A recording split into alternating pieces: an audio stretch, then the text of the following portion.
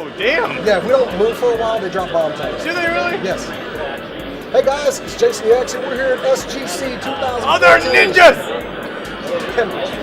Doing a little classic game about some Ninja Turtles. Oh, God! This is how Ninja Turtles is supposed to be. Good. Thanks, Michael Bay. This is old school. I think this is actually before you were born, right? Oh, really? Yeah. But anyway, we got a ton of interviews to do. There's great people here. And of course, there are free arcade games to play. So, As you can see, we're going to be doing a lot of this coming up right now. I'm Leonardo, he's Michelangelo, That's and right, he's I'm Raphael. Raphael. So we're just running around, we're playing this right now. And yeah, this is finally... Oh God, now we got Rob over here. Rob's going to be Make it Donnie. go away. oh, you just got Oh, now we're all frozen. Oh, no. This was stupid. This was a bad move. This is terrible.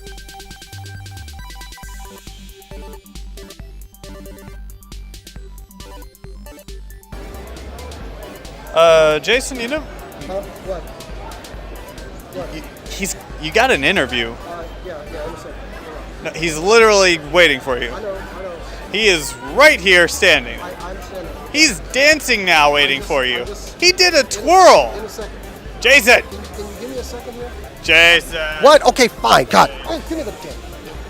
All right, guys. I've got Patrick Owens of Fractal Fox here, and thanks for letting me try out your game. By the way, it's very addictive. I've noticed. Good. This is the first Greeble I was playing. Yes. The second one over here. But okay, tell me about Fractal Fox first. So Fractal Fox is a small independent game studio based out of here in Dallas. So it was based originally out of like a bunch of myself and some other fellow animation students, and we all got together and just based on our love of games and like the amount of stories and emotion that it caused with us, we wanted to be able to give that back to people. And so we decided to create a studio and create an environment where we can do that for everyone. Okay, so this was the first game you made right here? Yes, sir, it was. Okay, what was the okay, it's addictive as hell. I'm going to tell you right now. You got me. What made you go this route? And it is very unique. I like it. It seems like it's something everybody can get behind. Yeah. It's based off, popping like the little bubble wrap. Oh, that's why I got. Okay. Yeah. I get it, yeah.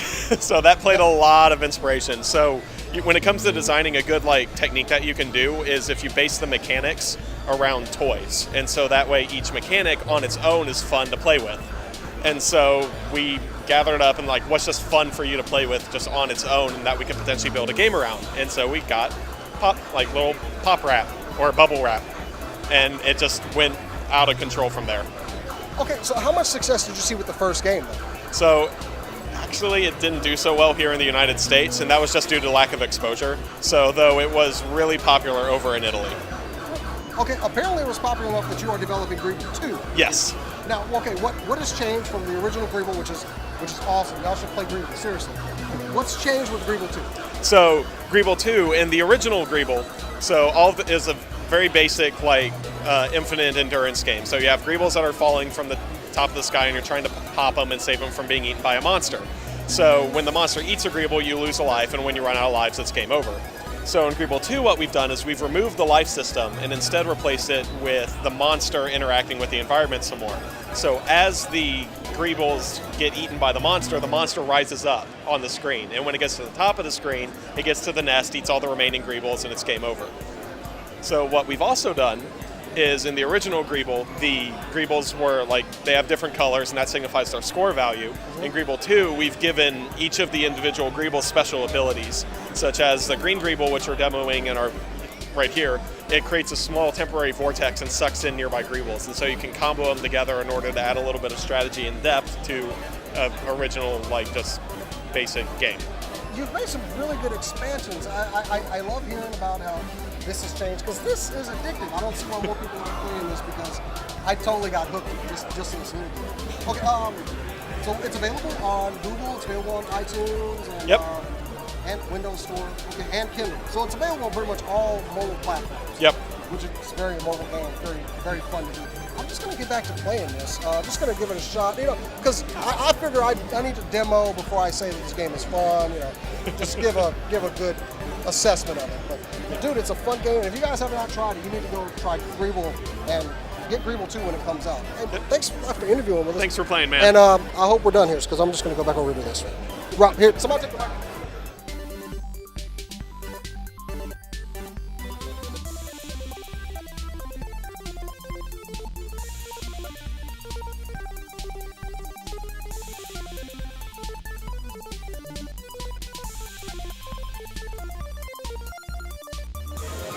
Hey everybody, it's your old friend the Professor here, and you know I am a fan of anything indie. I wandered over here to the Iris Studios table, discovered this little game called Box Fight.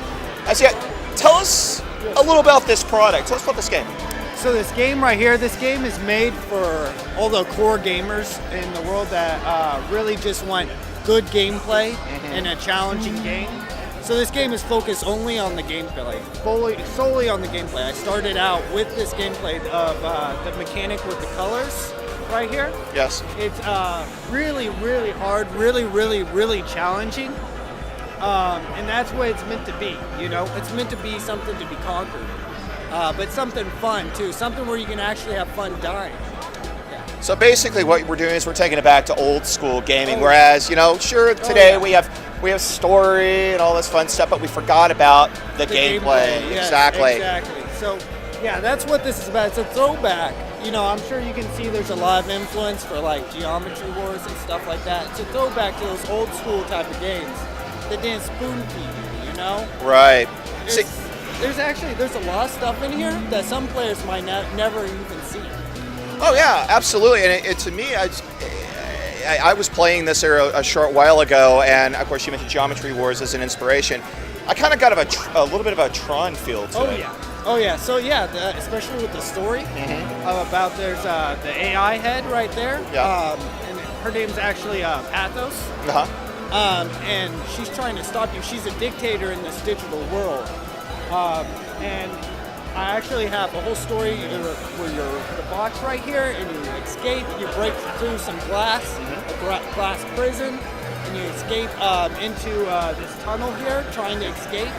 She's going to be going through in the arcade mode, trying to stop you and actually be a boss battle a few times. Very nice. See, that's another thing I think it's missing from today's gaming is really good boss battles. This is what I like. So. Let's talk, well, of course, Matt here is completely and totally zonked into the game. Let's talk availability of the product. Is it currently available? Is it coming out soon? Oh, it's not available just yet. This is actually the first time I'm showing this off, right here. Oh, very nice. So World premiere. It's been nowhere else yet. This is the first time. And it's already working on mobile. On mobile, right here, see this guy, gentleman here is playing that. It has tilt motion. Of course, you can choose between normal virtual joystick too, in case you don't like the tilt motion. But the tilt motion works really good, so it's going to be available on mobile, PC. I've been accepted by Nintendo as an indie developer at Nintendo. Congratulations. Yeah, so hopefully you'll be seeing it on Nintendo products soon. All right, guys, I'll tell you what. This guy's got a bright future. Check out Iris Studios Box Fight. Do you have a website? Yeah, it's irisstudios.co.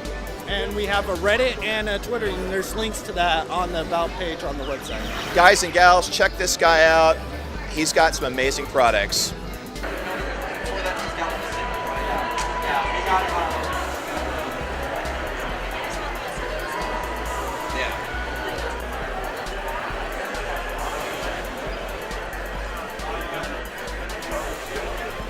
Hey guys, right now I'm with Brad with Final Boss Entertainment debuting their new game Rack. So why don't you tell us a little bit about Rack? It's basically an arcade style first person shooter. It's cel shaded, as you can see. But it kind of started off, it's being heavily influenced by games like Doom and Quake. Kind of like the classic stylish shooter, running at lightning fast speeds, taking on bunches of monsters at the same time, dodging projectiles, no regenerating health, no letting the gameplay come to a halt while you hide behind chest high walls. And it's also since it's been in development, it's also kind of been influenced by kind of like more arcadey, kind of sorts of games like Castlevania and Mega Man. For instance, there's bosses in it, which it's like every level ends in a boss, and it's like the boss has like a pattern. It's like you have to learn before you can beat it. Otherwise, it's like the first time you get to it, it's like, whoa, what? This thing's crazy. What's going on here? And then it's like you learn the pattern, you master the thing, and then you can beat it without getting hit. And there's a great sense of satisfaction in doing that. And there's also level hazards on all the different levels, instant kill spike balls. So these are kinds of things that you didn't really find in Doom. These kind of came from games like Contra and Castlevania, those sorts of things. So it's kind of like at its core, it's really like a hybrid of those two sorts of games, and we're very happy with the end result. So Yeah, I was seeing that. I was like, when I was watching it, I thought to myself, that looks a little bit like Doom, but kind of more of a futuristic Doom. yeah. Yeah. So, tell me more about. Is there a story about behind Rack, or is it fully let's just hack stuff and have fun? Well, we definitely need to make sure that that is the core of the game. So we need to make sure that's absolutely in tip-top shape before we can worry about anything. But yeah, there is a story. It's set in the future. You can actually see some of the game's artwork on our sign there. That maybe we can splice it in later or something. We'll get that. Yeah. But that's our game's main antagonist. His name is Exo. But yeah, basically the game is set in the future. Mankind has just invented this device, which basically lets you just generate any material you want. So it's infinite food, infinite building materials, and it's just like this utopian society. Everyone's all fat and happy. And then so aliens decide that this is something that they desire for themselves, and they do what they do best and attack, and it's kind of up to you, Kane, our game's protagonist, the one guy who didn't become, fat and happy and complacent with, infinite potato chips or, whatever this thing can generate. He's a guy who's maintained, a nice weapons arsenal, borderline gun porn. And it's up to him to kind of spring into action and kind of stop these guys and make sure they don't get a hold of this generator. But, we have in-game cutscenes, which are, kind of like Mega Man style, it's like scrolling text. We have storyboards at the beginning of each level, which again are kind of Mega Man X6 kind of style. But we've got a great artist who's doing our character designs and storyboards, and it's all coming together. We're very happy with it. And it really is a pretty game. I was watching it, I was excited to play it. And when can everybody get a chance to play Rack? Well, you can now if you're into early access. We've been on Steam early access since November, but we're looking to get it all finished up within the next couple of months, I'd say. Maybe September sometime. We're just kind of putting the finishing touches on it. A few more pieces of art, and we're almost done. And it should be all done and available soon. So. And will it just be exclusively on PC, or will we be seeing it on consoles as well? It's on PC for now, Steam, and we're looking at GOG too. It's not set in stone or anything, so we hope it'll be available there as well. But we want to shore up the PC version first, and then we'll be looking to port it to consoles once everything's all done. So. And tell me a little bit about Final Boss Entertainment. How long have you guys been around? This is our first game. We just started a few years ago. Rack's been in development for about 6 years, so we've really taken our time with this. Really tried to polish every detail and just get everything just right.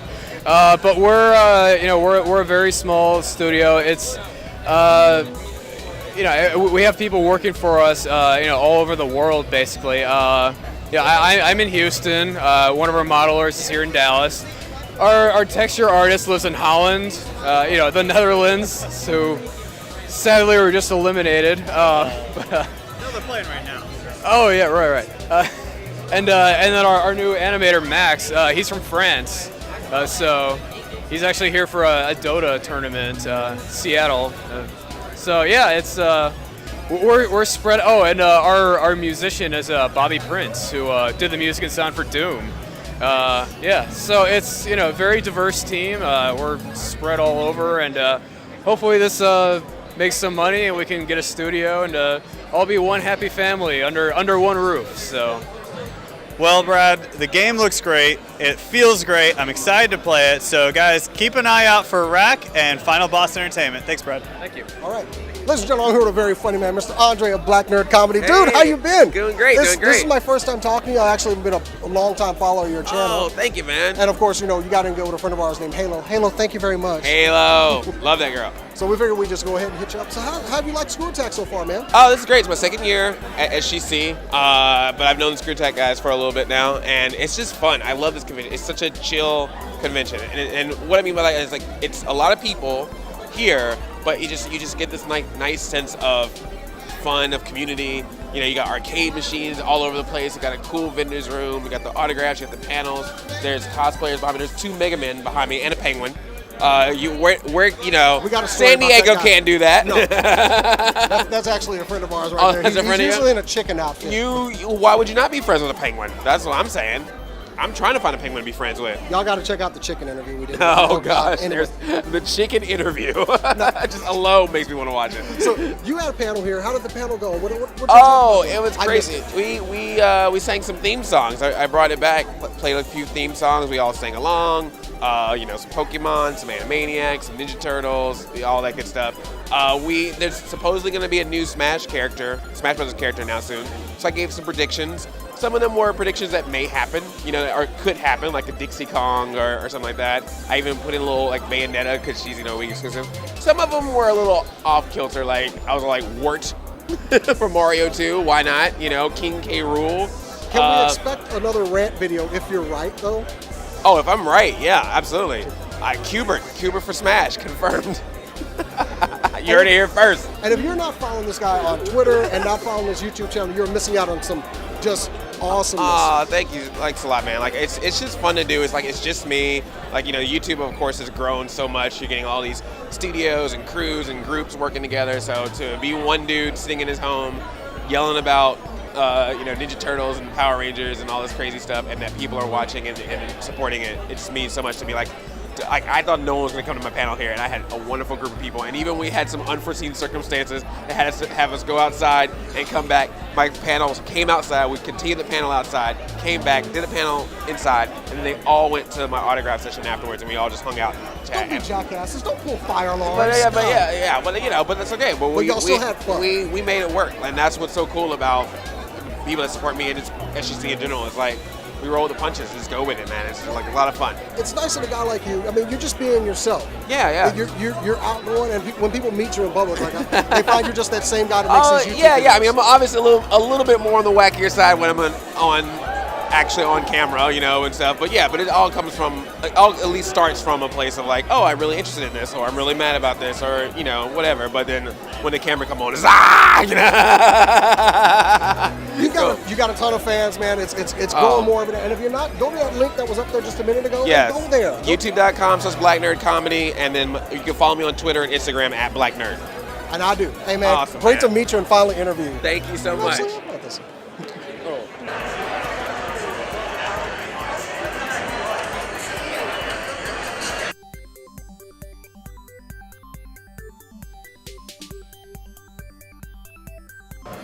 Guys, this is Seth. Seth, thanks for talking to us, man. Thank you. You've invented something to make us just get into the game a little bit better, right?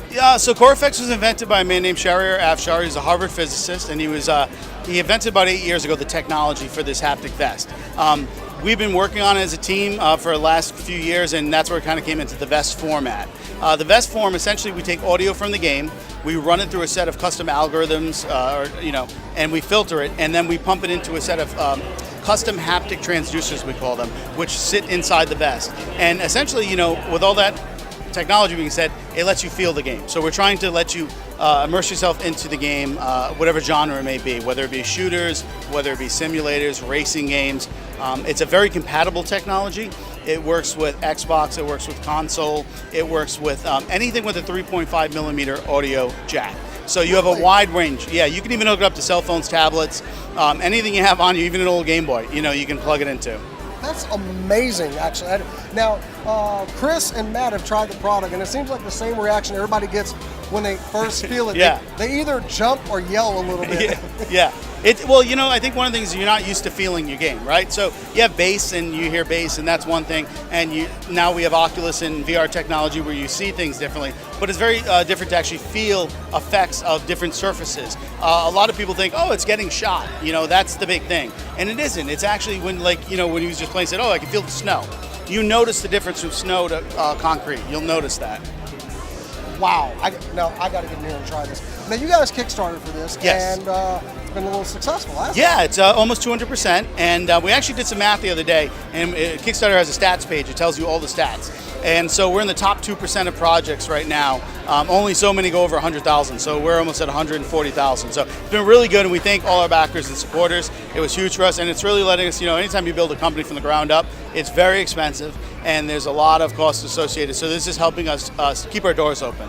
And just to let you guys know, there's still 12 days left on that Kickstarter. Yep. And that link I put down there, you should probably go there. And you got a lot of, you did a really well-built Kickstarter. You showed the production models and all the phases it's been through. I got to say, it was very well done. Thank you. It was really thought out because we know it's new.